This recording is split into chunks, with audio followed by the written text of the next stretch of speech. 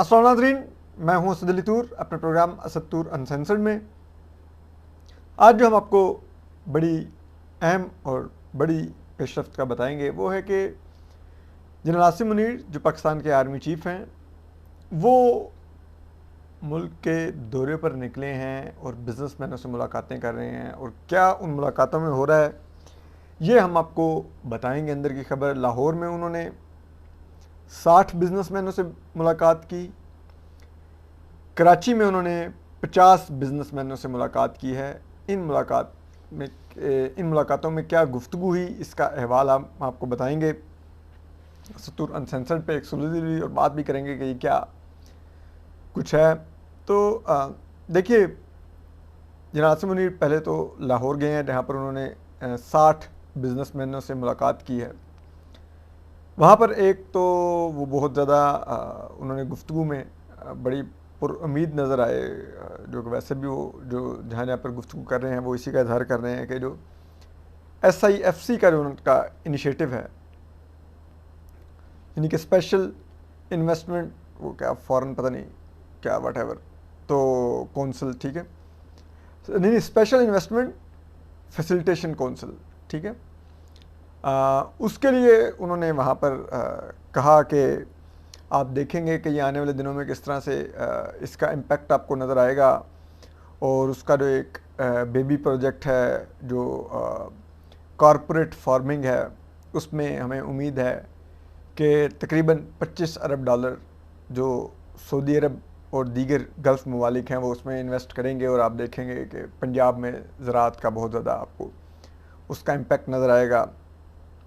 इसके अलावा उन्होंने कहा कि चीन, सऊदी अरब और दीगर दोस्त ममालिक पाकिस्तान में सरमायाकारी करना चाह रहे हैं, लेकिन ये तमाम ममालिक बकौल army chief general Asim Munir के पाकिस्तान में स्टेबिलिटी मांग रहे हैं, क्यास का ख़ात्मा मांग रहे हैं, पॉलिटिकल इंस्टेबिलिटी के फैक्टर्स को वो न्यूट्रलाइज करने का कह रहे हैं। तो अब ज़ाहिर बात है उनका इशारा किस तरफ था, उनका इशारा किरण PTI की तरफ था, क्योंकि अब फ़ौज ये तय कर चुकी है कि ये PTI है जो पॉलिटिकल इंस्टेबिलिटी का फैक्टर है। और ऑफ कोर्स चीन, सऊदी अरब, ये तमाम ममालिक PTI के बारे में एक उनकी रिजर्वेशंस हैं। और फिर रही सही कसर इमरान खान साहब ने खुद भी पूरी कर दी है कि पूरा का पूरा वेस्ट भी उनके बारे में बड़ी अप्रीहेंशंस का शिकार है और कोई उनकी सपोर्ट को नहीं आ रहा। तो उन्होंने कहा कि ये ममालिक इन्वेस्टमेंट चाह रहे हैं, लेकिन पाकिस्तान में ये स्टेबिलिटी चाहते हैं। लेकिन मसला ये है कि जिस स्टेबिलिटी की आर्मी चीफ बात कर रहे हैं वो लाने के लिए जिस किस्म का यहाँ पे अथॉरिटेरियन रूल लाया जा रहा है कि अदलिया की रिट ख़त्म कर दी गई है और एक मुकदमे से किसी को रिहाई मिलती है तो दूसरे झूठे मुकदमे में दूसरे झूठे, लाइक रियासत जब खुद झूठे FIR कटवाने पे आ रही है तो उससे शर्मनाक और क्या होता है। तो बहरहाल अब वो ज़ाहिर बात है सऊदी अरब में मनॉर्की है, वहाँ पे जमहूरियत नहीं है, शख्सी आज़ादियाँ नहीं हैं। चीन का भी यही हाल है, वहाँ पर भी शख्सी आज़ादियाँ नहीं हैं और एक कम्युनिस्ट निज़ाम है जो कि आप कहने के एक आमराना निज़ाम ही है। तो अब उन ममालिक को तो कोई फ़र्क नहीं पड़ता पाकिस्तान में ये शख्सी आज़ादियाँ जिस अंदाज में कुचली जा रही हैं, और वो तो चाहेंगे कि आप बस ये स्टेबिलिटी लाएँ और इसके लिए जो मर्ज़ी आप सख्त तरीन जाबराना इक़दाम कर लें। और फिर उसके बाद जो उन्होंने एक और बड़ी उन्होंने दिलचस्प उन्होंने लाहौर में गुफ्तगू में उन्होंने कहा कि देखिए ये जो पिछली जो इंस्टेबिलिटी रही है इसमें अदलिया का किरदार बहुत ज़्यादा है। तो हम उम्मीद कर रहे हैं कि आने वाले दिनों में अदलिया न्यूट्रल हो जाएगी। तो एक न्यूट्रल अदलिया होगी, हम इन्वेस्टमेंट के लिए एक साजगार माहौल क्रिएट करेंगे, उसमें इन्वेस्टमेंट आएगी और फिर उसके बाद जब हम समझेंगे कि स्टेबिलिटी आ गई है और अब इक़्तिदार अवाम के मुंतखब नुमाइंदों को मुंतकिल करना है तो उस वक्त हम इलेक्शन भी करवा देंगे। और उन्होंने कहा तब तक अनवारुल्लाह काकड़ साहब हैं, वो काम करेंगे और वो बहुत अच्छा काम कर रहे हैं, हमारी सपोर्ट उनके साथ है। और यही 3 फैक्टर्स होंगे, फॉरेन इन्वेस्टमेंट चीन और गल्फ़ के ममालिक की, SIFC का दायराकार बढ़ाया जाएगा, अदलिया को न्यूट्रल रखा जाएगा और जो ये लाइक पॉलिटिकल इंस्टेबिलिटी है इसको ख़त्म किया जाएगा।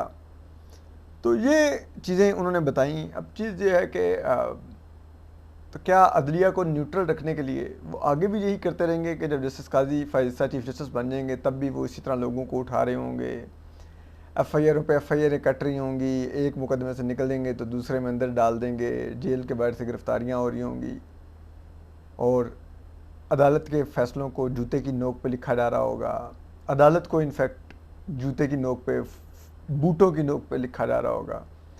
क्या ऐसे न्यूट्रल जुडिशरी आएगी?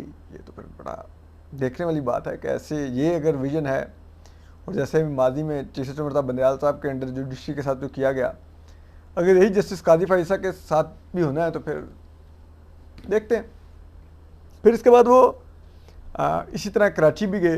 कराची भी उन्होंने बिजनेसमैनों से मुलाकात की। कराची में 50 के करीब बिजनेसमैन उनसे मुलाकात में मौजूद थे और जो कोर कमांडर कराची हैं बाबर इफ्तिखार वो भी मौजूद थे। वहाँ पे भी army chief general Asim Munir ने बड़ी पुरजोश तकरीर की और तकरीबन वो 5 घंटे वो बिजनेसमैनों के साथ उन्होंने बैठ के गुफ्तगू की, जिसमें सवाल जवाब भी हुए, उन्होंने तकरीर भी की। और वहाँ पर आर्मी चीफ ने कोर कमांडर कराची को ऑर्डर भी किया कि आप ये जो मैं सुन रहा हूँ कराची में एक सिस्टम चल रहा है करप्शन का, उसका आप ख़ात्मा करें।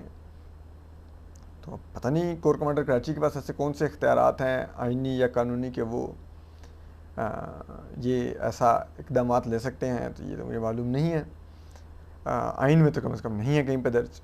तो बहरहाल उन्होंने साथ army chief general Asim Munir ने ज़रा कहते हैं ये भी कहा कि करप्शन बिल्कुल बर्दाश्त नहीं की जाएगी। और फिर उन्होंने कहा कि स्मगलिंग होती है इसका भी हम ख़त्मा करेंगे, और उसके लिए क्योंकि आपको पता है अंदरूनी सिंध में भी और बलूचिस्तान में बहुत ज़्यादा ईरानी पेट्रोल स्मगल होकर आता है जो फ़रोख्त होता है। तो उन्होंने कहा कि हम इस स्मगलिंग को ज़ीरो पे लाएंगे और आने वाले दिनों में आप देखेंगे कि आपको सिंध में और बलूचिस्तान में ईरानी पेट्रोल नहीं मिलेगा पेट्रोल पम्प्स पे। और इसके अलावा उन्होंने कहा कि जो इस वक्त गैर यकीनी की फ़ज़ा है जिससे रुपये की कदर बहुत गिर रही है और पाकिस्तान के फॉरेन रिज़र्व पर बहुत दबाव है, तो इस पर जब उनसे बात की गई तो उस पर कहते हैं army chief general Asim Munir ने कहा कि पाकिस्तान में डॉलर एक बहुत बड़ी तादाद में अफ़गानिस्तान से स्मगल हो रहा है और इसके अलावा भी अफ़गानिस्तान से स्मगलिंग बहुत ज़्यादा हो रही है। तो हम आने वाले दिनों में एक अनप्रेसिडेंटेड क्रैकडाउन करेंगे, जिस क्रैकडाउन में हम ये जो डॉलर की स्मगलिंग है इसको भी कंट्रोल करेंगे, ज़ीरो पर लाएंगे। और कहते हैं कि जनरल आसिम मुनीर ने कहा कि हम आप आने वाले दिनों में ऐसे इक़दामात देखेंगे जो इससे पहले कभी नहीं हुए होंगे। और उन्होंने कहा कि डॉलर की हम ये जो स्मगलिंग है ये भी रोकेंगे। इसके अलावा उन्होंने जो एक और बात बड़ी दिलचस्प कही, उन्होंने कहा कि हमें उम्मीद है कि आने वाले कुछ दिनों में ये जो बैरूनी सरमायाकारी है पाकिस्तान में, जिसमें चीन और अरब ममालिक का कलीदी किरदार होगा, वो तकरीबन 75 अरब डॉलर की आएगी। और इसके लिए उन्होंने कहा कि हम अपने ख़जाने पर बोझ कम करने के लिए जो लॉस मेकिंग एंटिटीज़ हैं सरकारी या सेमी गवर्नमेंट, उनको हम प्राइवेटाइज़ करेंगे और ये तमाम काम अगले 6 माह में कंप्लीट हो जाएगा। ये इदारे प्राइवेटाइज़ हो जाएंगे, हम बेच देंगे, उससे कुछ ना कुछ आमदन भी हो जाएगी और फ्यूचर के लिए भी हमारे ख़जाने पर बोझ कम हो जाएगा जो हम इन इदारों को चलाने के लिए अभी भी अदा करते हैं। फिर इसके अलावा उन्होंने कहा कि ये जो 75 अरब डॉलर की सरमायाकारी आएगी, इससे पाकिस्तान में बहुत से सेक्टर्स बूम करेंगे, चलेंगे, उससे जॉब क्रिएशन होगी। तो आप लोग देखेंगे कि आने वाले दिन किस तरह से पाकिस्तान की किस्मत बदलेगी। इसके अलावा उन्होंने कहा कि पॉलिटिकल स्टेबिलिटी भी लाई जाएगी और इसके लिए ज़रा ये कहते हैं कि बार बार जनरल आसिम मुनीर जो वर्ड यूज़ करते हैं वो कहते हैं कि ये सब कुछ अगले 6 माह में हम आपको करके दिखाएंगे। और 6 माह बाद उन्होंने कहा कि आप देखेंगे पाकिस्तान में इकनॉमिक स्टेबिलिटी होगी और उसके बाद ना तो यूँ रुपए की कदर गिर रही होगी, ना ही स्मगलिंग हो रही होगी और प्रॉपर रेवेन्यू जनरेट हो रहा होगा। रेवेन्यू जनरेशन के बारे में उन्होंने कहा कि देखिए पाकिस्तान में रिटेलर और दीगर जो सेगमेंट है वो अनटैक्सड है, वो फाइलर नहीं बनते।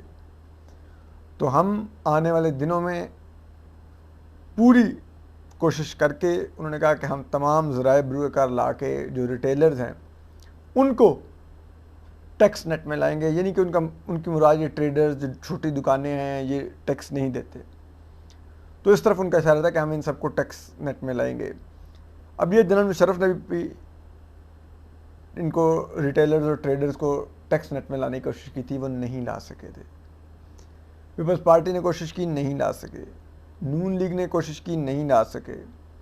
अब पीटीआई ने भी पिछले दौर में हुकूमत में कोशिश की, वो भी नहीं ला सके। ये ट्रेडर्स माफिया बहुत खौफनाक है, ये हड़तालों पे चले जाते हैं, अशिया की किल्लत कर देते हैं, तो फिर इन एंड गवर्नमेंट को झुकना पड़ता है।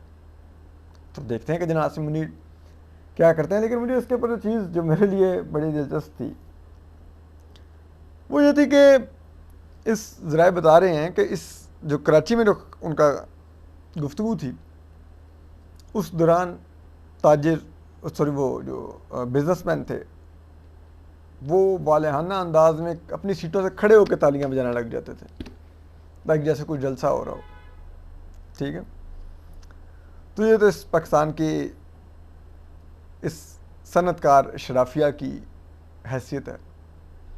और जनरल आसिम मुनीर साहब को भी सोचना चाहिए कि ये वो असल चोर हैं पाकिस्तान के, जो कभी किसी चीज़ का रोना धोना रोके, कभी बिजली महंगी कर दी, फलां चीज़ महंगी कर दी, हमारी इंडस्ट्री बैठ गई, इतने लोगों की जो रोज़गार स्टेक पे लग गई। कभी किसी चीज़ में टैक्स कंसेशन लेते हैं, कभी बिजली में टैक्स कंसेशन लेते हैं, कभी गैस सस्ती लेते हैं, कभी कुछ लेते हैं, और कौमी ख़जाने में और जॉब क्रिएशन में इनका इनपुट फिर भी कुछ नहीं रहता। इन लोगों ने पिछले कुछ सालों में रिपीट डिवैल्यू करवा करवा के कि उससे एक्सपोर्ट्स बढ़ेंगी। आप बताइए क्यों नहीं एक्सपोर्ट्स बढ़ी? क्यों पिछले कई दहाइयों से पाकिस्तान की एक्सपोर्ट्स एक ही जगह पर स्टैटिक है? इन लोगों की वजह से। और ये अगर आपके लिए तालियां बजा रहे हैं, आपकी खुशामद कर रहे हैं, तो आपको समझ जाना चाहिए कि आप क्या कर रहे हैं और ये भी क्या चाह रहे हैं आपसे। और फिर इसमें एक चीज़ है, मुझे इसमें वो याद आ गया माजी का, कि जब जनरल कमर बाजवा मौसूफ आर्मी चीफ बने तो उन्होंने जनरल आसिफ गफूर को मेजर जनरल से उस वक्त DGISPR बना दिया। तो मेजर जनरल आसिफ गफूर ने मुख्तलिफ एंकर्स को बुलाया मीटिंग के लिए और उनको कहा कि जनरल बाजवा साहब जो पाकिस्तान के आर्मी चीफ हैं, वो पाकिस्तान के बारे में एक विज़न रखते हैं, और ये वो विज़न है जो पाकिस्तान को तरक्की के रास्ते पर डालेगा। तो फौज ये चाहती है कि आप जनरल बाजवा के साथ एक नशिस्त रखें, उनका विज़न सुने, और वो बाजवा डॉक्ट्राइन के नाम से लोगों को बताया जाए कि बिलाखिर मुल्क में एक आर्मी चीफ आ गया है जो वाकई संजीदा है मुल्क को आगे ले जाने के लिए। तो वो आपको बाजवा डॉक्ट्राइन वो खुद समझाएंगे। तो फिर उस वक्त आर्मी चीफ जनरल कमर बाजवा से मुलाकात हुई सहाफ़ियों की। बाजवा साहब ने पूरा बाजवा डॉक्ट्राइन बयान किया, और जो जनरल कमर बाजवा ने वो बाजवा डॉक्ट्राइन बयान किया, एक उन्होंने कहा जी कि हम ये करप्शन टॉलरेट नहीं करेगी अब फौज, और अब आप देखेंगे करप्शन का किस तरह से हम खात्मा करने में अपना किरदार अदा करते। दूसरा उन्होंने कहा कि स्मगलिंग बहुत हो रही है जिस वजह से प्रॉपर टैक्स नहीं इकट्ठा होता, तो आप देखेंगे हम स्मगलिंग रोकेंगे, फौज बॉर्डर्स को कंट्रोल करेगी और स्मगलिंग नहीं होने देगी। तीसरा उन्होंने कहा कि आप देखेंगे पाकिस्तानी सियासत में भी सफाई की जाएगी, ठीक है, और इस्तेहकाम ला के मईशत को रिवाइज़ किया जाएगा, सरमायाकारी को वेलकम किया जाएगा। चीन सरमायाकारी कर रहा है सीपेक की सूरत में, इसको मज़ीद स्पीड अप करके तो आप देखेंगे हम मुल्क की तकदीर बदल देंगे। अब जो स्मगलिंग जनरल कमर बाजवा ने रोकनी थी, कोर कमांडर कोयटा उन्होंने लगाया हुआ था, लेफ्टिनेंट जनरल आसिम सलीम बाजवा को। और फिर लेफ्टिनेंट जनरल आसिम सलीम बाजवा के असासे कहाँ से कहाँ पहुँचे वो तो अब आप सबको पता है कि पिज़्ज़ा चेन है तो अमेरिका में प्लाजे, तो पता नहीं कनाडा में क्या, तो यूरोप में क्या, और दुबा के स्मगलिंग हुई बलूचिस्तान में उन सालों में, दुबा के। अभी तक ईरानी पेट्रोल की गाड़ियों की लाइनें लगी होती, और यहाँ तक कि वो शब्बर जैदी जो चेयरमैन FBI रहे हैं PTI के दौर में, और जनरल कमर बाजवा ने उनको चेयरमैन FBI बनाया था, वो खुद कहते हैं कि जब मैंने बलूचिस्तान में स्मगलिंग रोकने की कोशिश की तो कोर कमांडर कोयटा, जो कि पूरे बलूचिस्तान के कोर कमांडर होते हैं, वो मेरे पास आ गए और उन्होंने कहा कि आप ये स्मगलिंग मत रोकिए, अनरेस्ट हो जाएगा, वहाँ पे लोगों के पास रोज़गार नहीं है, तो स्मगलिंग ही से अपना चलाते हैं। ठीक है, यानी कि उस वक्त के कोर कमांडर कोयटा स्मगलर्स के हमायती और सिफारशी थे। फिर वो कहते हैं जी टैक्स नेट बनाएं, तो वो भी जनरल कमर बाजवा ने कहा था टैक्स नेट बढ़ाएंगे। हुआ क्या कि वो आप सुन लीजिए, शब्बर जैदी उस बारे में भी कहते हैं। वो कहते हैं कि मैंने प्रॉपर्टी पे टैक्स लगाया, तो जनरल कमर बाजवा की कॉल आ गई कि वो DHA वाले कह रहे हैं कि उन्होंने टैक्स लगा दिया, हमारी फाइलें नहीं बिक रही, तो हमारे जो फौजी अफसर हैं वो यही फाइलें बेच के पैसे कमाते हैं, तो आपने टैक्स क्यों लगाया, टैक्स कम कर दें। ठीक है, तो वो भी फिर डॉक्ट्राइन में जिसे कहते हैं ना सुराख होते गए। ठीक है, सियासी सफाई के नाम पर PMLN और पीपल्स पार्टी की बाजू मरोड़ी गई, साकिब निसार नाम का बंदर नचाया गया पूरे मुल्क में। ठीक है, वो कभी पागल खानों के दौरे पे जा रहा है कभी अस्पतालों के दौरे पे जा रहा है, कभी कहीं जा रहा है, कभी कहीं जा रहा है, और अन्य में मुल्क खड्डे में। ठीक है, तो हुआ क्या फिर, हमें मिला क्या, हम तो खुड्डे लेने लग गए, तबाह हो गए, बर्बाद हो गए। तो अब जनरल आसिम मुनीर भी जगह जगह पर जाकर बातें तो कर रहे हैं, लेकिन यकीन करें ये बातें सुन रहे हैं तो हम अंदर से डर जाते हैं, क्योंकि हमने पहले जनरल कमर बाजवा को भी देखा था, और फिर उनके विजन के मुताबिक जब पाकिस्तान तरक्की के रास्ते पर चढ़ा तो मईशत 5.8 से -0.4 पे आई, करप्शन 117 पे थी, आलमी इंडेक्स में पाकिस्तान 140 पर गई उनके दौर में। ठीक है, माशाल्लाह करप्शन बढ़ी, और